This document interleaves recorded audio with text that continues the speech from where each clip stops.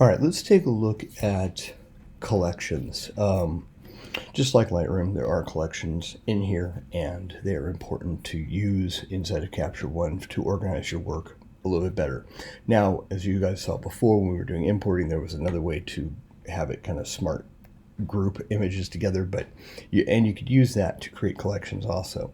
But first, let's just talk about the basics of a collection. So we're going to go in here, and we'll go to Library Tool tab. We'll open up Library, and in here you have User Collections. There are some default collections that are created by Capture One when you create either a catalog or a session. But in here you have all the images that are in here. Any recent imports would show up here. Recent captures if you're tethered. And once again, trash. So if you are choosing to delete images, they go into a trash collection that you can then look at later on. But it pulls them out of the other places and puts them into a collection so you don't have to see them. And then at the very end of the job, you can delete them completely. That way, if you need to go back to an image, you don't have to go back and re-import it. And in the cases of people who like to reformat their cards, it's gone forever. So anywho, so those are the catalog collections that come in here. And when you go to recent imports, it'll actually have them by date.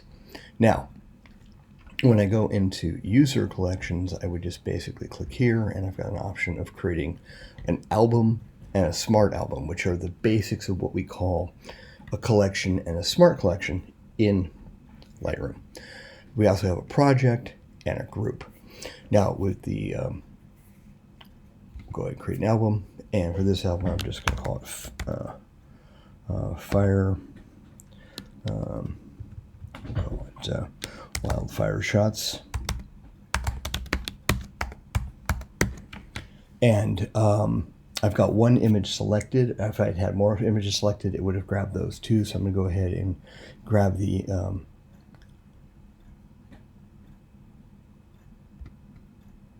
and then you can also have it immediately shift to that collection, or you could say not to, depending on what you want to do. And if you're doing live, if you're using Capture One in a live format where you're actually beaming this to somewhere else, this is where you would share it with them on live. So we'll go ahead and say OK. And now I've got Wildfire Shots. I got one photo in there. And now I can go ahead and grab this photo and just drag it over and drop it in. And you can also go in here, and I believe you can send it over from in here. Let's see, move. Let's move to delete. Yeah, it doesn't have it, and that was one of those features I was looking for that I thought it might have. So anyways, I got two images here, and they're now inside of this collection. You could also create a smart album, and when you create a smart album, you basically go in and create the rules. So you go in and name the smart album. You could call it, I don't know, we'll call it black and white. And then you go in here and you can say what kind of criteria could it have in here, and you could say, well, let's put in here, and you could have different options of things that might have something in there that is used to derive. So if I have a keyword that says the image is black and white or something along those lines, I could do that and have it create a smart album based on that. So that's how you would create a smart album. I currently don't have any images that fit that description, so I just kind of like showing this for your purposes. And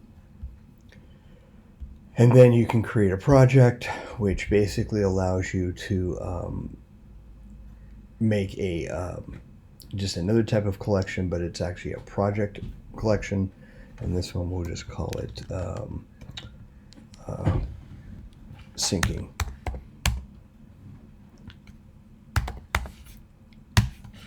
And then that allows us to basically both like having a collection set allows you to put things in here based on that. So you could have different, and then when you do this, if you have a bunch of images in that project, you can see all the different albums that you have inside there, or you go in and you just look at the individual images that you have in there.